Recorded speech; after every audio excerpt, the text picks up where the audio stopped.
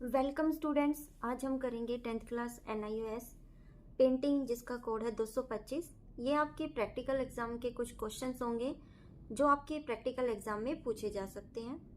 Students, video start करने से पहले अगर आप चैनल पे पहली बार आए हो तो चैनल को सब्सक्राइब करो, वीडियो को लाइक करो। स्टार्ट करते हैं आज की वीडियो। सबसे पहले आपको मैं बता दूं कि आपके जो टोटल प्रैक्टिकल हैं वो 4 हैं, जिसमें से आपके 2 प्रैक्टिकल एग्जाम में पूछे जा सकते हैं और उनके कुछ महत्वपूर्ण प्रश्न होंगे जो मैंने एक इससे पहले जो वीडियो बनाई थी उसमें करा दिए हैं।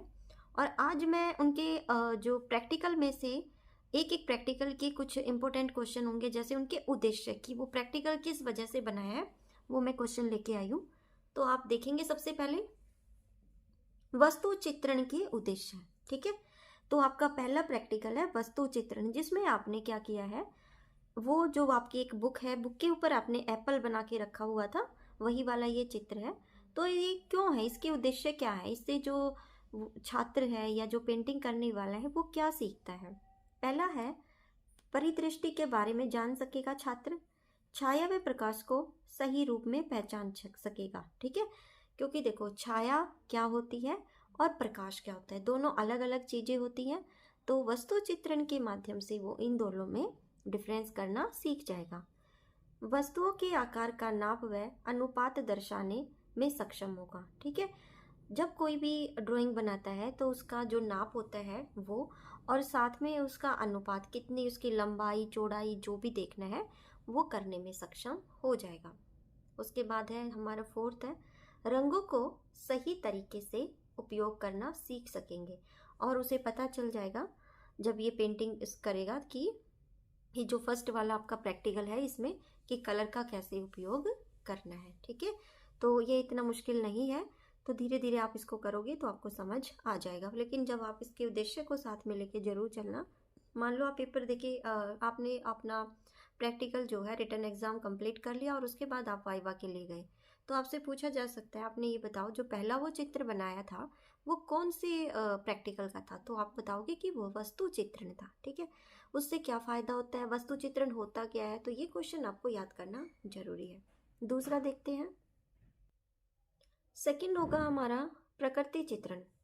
विभिन्न प्राकृतिक वस्तुओं की आकृति बना सकेंगे। ये आपका जो सेकंड है, आपने बहुत सारी ड्राइंग बनाई होगी प्रकृति के रिगार्डिंग, है ना, तो ये उसी का है कि उसके उद्देश्य क्या होते हैं, जब आप ये बनाते हो तो आपको क्या सीखने को मिलता है, वो चीज़ें इसमें सारी आप बताएंगे।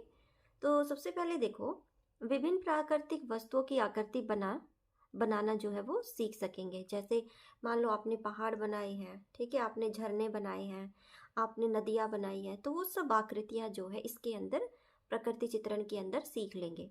संयोजन के साथ चित्र बना सकेंगे, इसमें रंगों की अहम भूमिका है।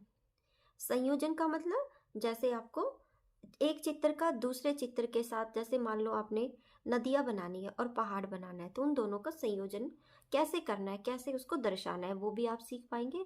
और कलर के माध्यम से आपको पता होगा पहाड़ों का कैसा कलर होता है और नदी का कैसा, तो वो भी आपको पता चल जाएगा कि आप कैसे कैसे कलर उसमें भरने हैं। जल रंगों का प्रयोग करना सीख जाएंगे।